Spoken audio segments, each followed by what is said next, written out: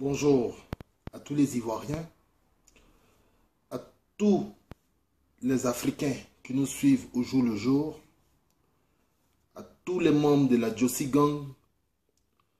Je dis bonjour. C'est Iva Hippo pour présenter le journal télévisé. Ivoiriens, Ivoiriennes, aujourd'hui, je voudrais parler d'un sujet qui devrait, en tout cas pour tous les Ivoiriens, être révoltant.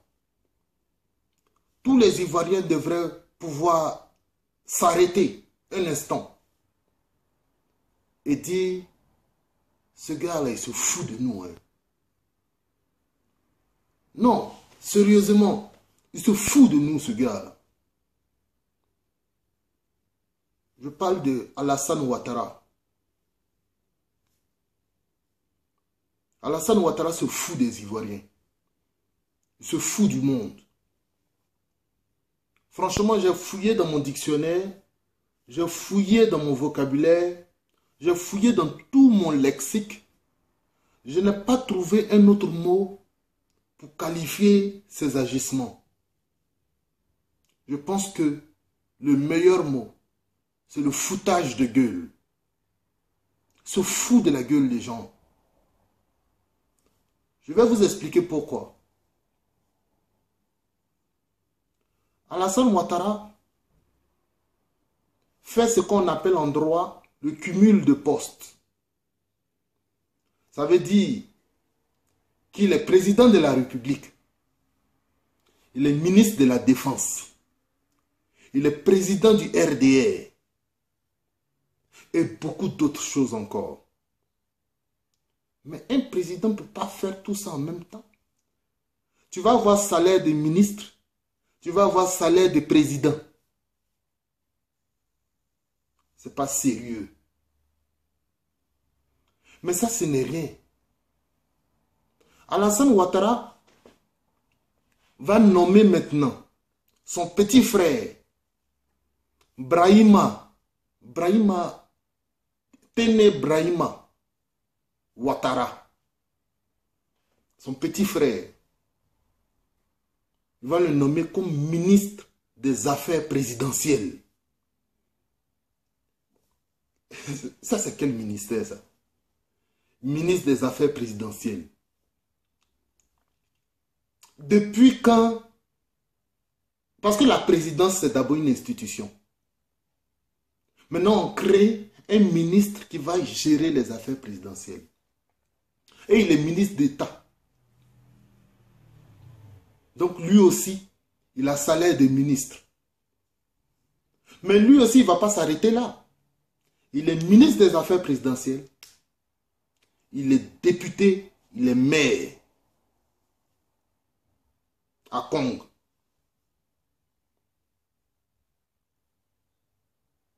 Et ils ne vont pas encore s'arrêter là. Dominique Ouattara, elle aussi, la mouchi là, les gens ont dit qu'il a des accointances avec Dominique Ouattara. Il semblerait qu'il serait son gendre ou quelque chose comme ça. Ils n'ont pas démenti. Maintenant qu'ils viennent sur la place publique pour dire non, écoutez, la mouchi n'a rien à voir avec Dominique Ouattara. Mais ils ne parlent jamais. Et ils ne viennent jamais sur la place publique pour dire non, camarades, nous avons entendu ceci, ce n'est pas vrai. Attends, de qui se fout-on? On vous accuse de délits sérieux. Vous fermez la gueule. Et aujourd'hui, je suis très en colère. Donc, je ne choisirai pas mes mots. Vous fermez la gueule. Il y a des vidéos qui ont montré que le fils de Dominique Ouattara rachetait le cacao pour faire souffrir les paysans. Donc ça, c'est une accusation assez sérieuse. Mais pourquoi personne ne dit un mot? Mais à l'époque de Gbagbo, là, lorsque on disait qu'on payait les concours, lorsqu'on disait qu'il y avait certains proches de Gbagbo qui avaient de mauvaises manigances, Gbagbo est venu sur la place publique pour dire, moi je ne sais pas, je n'ai jamais entendu que telle personne a bouffé l'argent. Il a même dit manger l'argent. On dit vous mangez l'argent, on dit vous mangez l'argent. Voilà l'autre, on l'a attrapé. Bon, ça c'est Gbagbo qui a dit ça. Mais pourquoi il utilise des expressions basses, des expressions du peuple? Parce qu'il veut être en communion avec le peuple. Gbagbo a toujours voulu être en communion avec le peuple. Donc chaque fois qu'il y avait des problèmes, il venait sur la place publique pour expliquer. Le monsieur de Café Cacao là, comment il s'appelle même? Le vieux de Café Cacao là, j'ai oublié un peu son nom. Gbagbo est venu sur la place publique pour dire oui, les gens ont parlé jusqu'à qui mangeait l'argent, il mangeait l'argent. Voilà, maintenant on l'a attrapé. Mais Ouattara, il ne vient jamais sur la place publique pour expliquer tout ça. Et puis c'est quand même malheureux que depuis qu'on est en Côte d'Ivoire, même Houphouët-Boigny n'a pas nommé son frère à un poste ministériel. Même la femme de Bédier, elle faisait son ONG servir tranquillement. La femme de Gbagbo Laurent, elle, c'est politique, elle connaît. Donc elle était députée, c'est politique qu'elle faisait. Mon Dominique Ouattara, elle, c'est l'argent qui l'intéresse. Parce qu'elle, c'est une businesswoman. Donc elle est toujours dans les histoires. Elle a des actions dans les sociétés privées. Elle a des actions dans les sociétés publiques de l'État de Côte d'Ivoire. Et puis les Ivoiriens sont là. Tout ça, là, ça se passe devant eux. Et puis ils disent rien. On se fout de votre gueule. Devant vous. Ouattara se fout de votre gueule. C'est moi qui le dis. Parce que les choses sont claires. Le budget présidentiel. Le budget présidentiel est monté à près de 204 milliards. Ça, c'est pour la présidence. Ça, c'est pour les poches de Ouattara.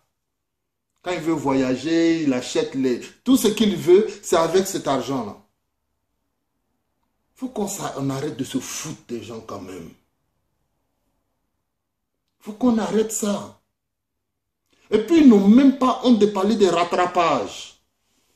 C'est quoi le rattrapage? C'est pas ça là. Distribuer les postes de responsabilité à tous ses frères, à tous les ressortissants du Nord. C'est ça le rattrapage, non? Vous vous vengez de qui même? Ça, c'est à Ouattara que je m'adresse. Vous vous vengez de qui? Vous vous vengez des enfants de l'Ouest. Les enfants de l'Ouest vous ont fait quoi? Les enfants de l'Ouest, Gbagbo Laurent vous a fait quoi? Bon, même si Gbagbo était mauvais, mais au moins on ne peut pas se venger aussi du reste de la Côte d'Ivoire. Gbagbo Laurent ne représente pas le reste de la Côte d'Ivoire. Mais aujourd'hui, vous allez dans les grandes sociétés. Vous allez même dans les institutions étatiques. Qu'est-ce qui se passe? Les chefs, tous les directeurs, c'est des Koné, c'est des Ouattara, c'est des... tous ces noms du Nord. C'est la vérité. Vous allez dans les ambassades. Il y a déjà un cas aux États-Unis, actuellement. Actuellement où je vous parle. J'ai un frère qui m'a appelé pour me dire ça. Qu'ils ont changé le staff à l'ambassade des États-Unis, de Côte d'Ivoire aux États-Unis. Et les nouveaux arrivés sont tous des gens du Nord. Si les gens disent que je mens, je vous apporte les preuves avec la liste des noms des gens qui gèrent ça maintenant.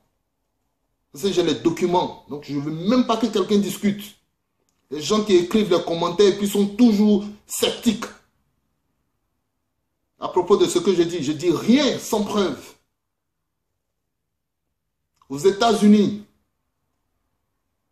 Je parle de l'ambassade. Au Maroc aussi, même chose. Ils ont renvoyé, ils ont licencié presque tout le personnel. Et ils ont ramené des gens du Nord pour gérer les ambassades. En France, quels sont ceux qui gèrent l'ambassade de France? À la CEI. Mon petit frère a travaillé à la CEI. On nous a envoyé la liste. En haut, il y a des directeurs. Et puis tout juste en haut, il y a des gens du Nord. Et tout juste en dessous, il y a des gens du centre. Les gens du PDCI.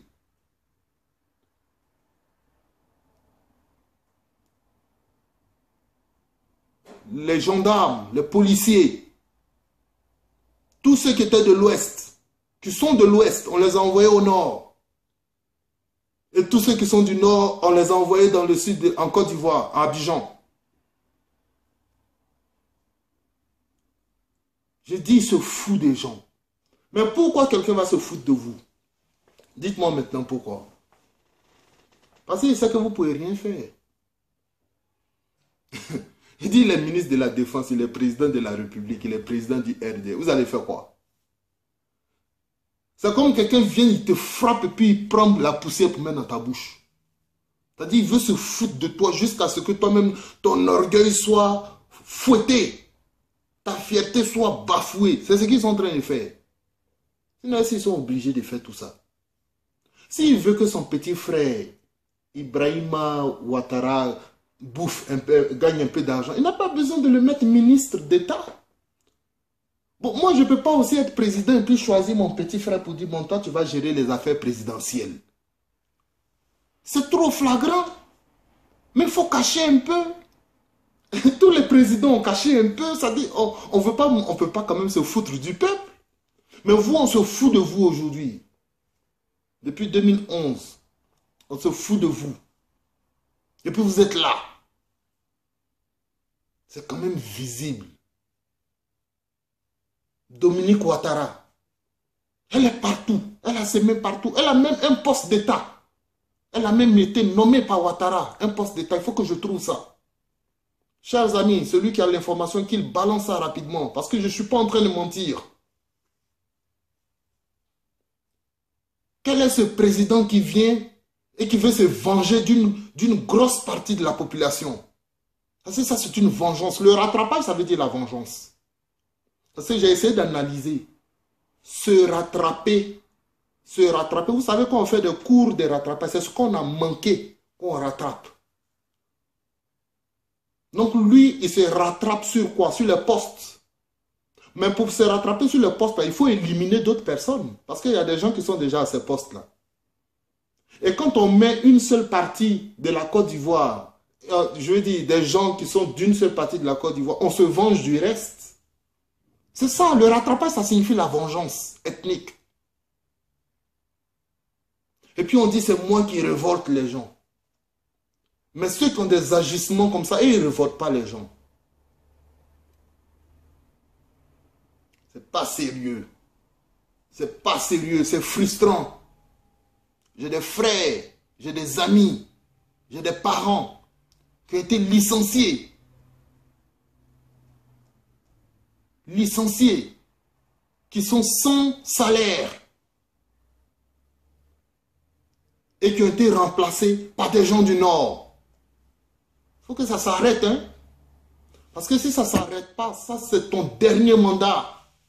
Moi, je vais m'activer et je vais activer tous les réseaux, y compris la communauté internationale, pour que tu ne sois pas réélu. Parce qu'au début, j'étais en train de penser, je me disais, bon, nous, on ne s'intéresse pas aux élections. Notre seul combat, c'est la libération de Gbagbo, la libération de Simone et la libération de tous les prisonniers politiques. Mais tel que je te vois partir, tel que tu te fous du peuple, je pense que je vais orienter un second combat. Et mon second combat, ce sera de faire en sorte que tu ne sois pas réélu en 2015. Et je sais que je fais partie du peuple. Et le peuple a le pouvoir. C'est le peuple qui donne le pouvoir. Et je vais m'adresser au peuple. Et j'espère qu'ils me comprendront. Parce qu'ils ont intérêt à me comprendre. Peut-être que vous ne voyez pas la foutaise. Mais je dis ici, officiellement et solennellement, que Ouattara a des foutaises sur la Côte d'Ivoire. Il prend l'argent de la Côte d'Ivoire et ça va construire l'université au Bénin. Ça, c'est un fait indiscutable. Un fait certain. Il y a tellement de choses qu'il a fait. Tellement de choses qu'il a faites. Ce gars-là. Le rattrapage. Ivoirien, ivoirienne. Il est temps de le stopper. De stopper ces fumisteries. Il faut qu'on stoppe ça. Parce qu'on ne peut pas permettre que quelqu'un vienne avec son village pour gouverner un pays. Ça, c'est des choses qui se sont passées au Bénin, au Togo. Maintenant, même quand Oufou était là, lui au moins, il faisait un peu en cachette. Ça, c'était le premier sujet. Le deuxième sujet, je vais aller très court. Je fais très court cette fois. Ceux qui ont tué les gens à Diokoué, tu les connais. Toi, Ouattara, tu les connais. Il serait temps qu'on sache qui a tué 800 personnes à Diokoué. Des enfants, des bébés, des femmes enceintes. Il faut qu'on sache maintenant. Parce que sans ça, on n'ira pas aux élections. Moi, je dis ça. C'est moi qui dis ça. Sans ça, on n'ira pas aux élections. On veut savoir qui a tué nos parents à Diokoué. Il ne s'agit pas de 8 femmes à Bobo. À cause de 8 femmes à Bobo, vous avez envoyé Gbagbo à la haie. Maintenant, nous, on parle de 800 personnes mortes. Si on n'a pas les résultats de ces enquêtes, si vous voulez, moi, je peux vous envoyer des preuves. On peut vous envoyer des vidéos pour vous aider. Parce qu'apparemment, vous n'avez pas de pistes. On va vous envoyer des vidéos. On va vous envoyer des photos. On va vous envoyer même de nombreux témoins qui ont vu les tueurs. On a besoin de ces résultats-là avant les élections.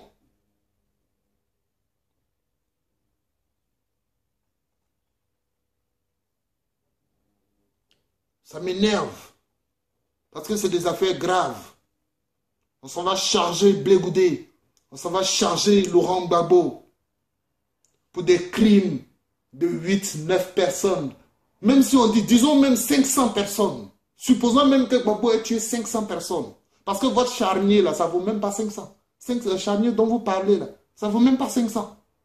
Bon, maintenant nous on parle, on dit que depuis 2002, au moins 10 000 personnes ont été tuées par la rébellion. Maintenant quand tu compares 10 000 et puis 500 là, qui doit être à la haie? Qui est un criminel patenté? Un malade pathologique?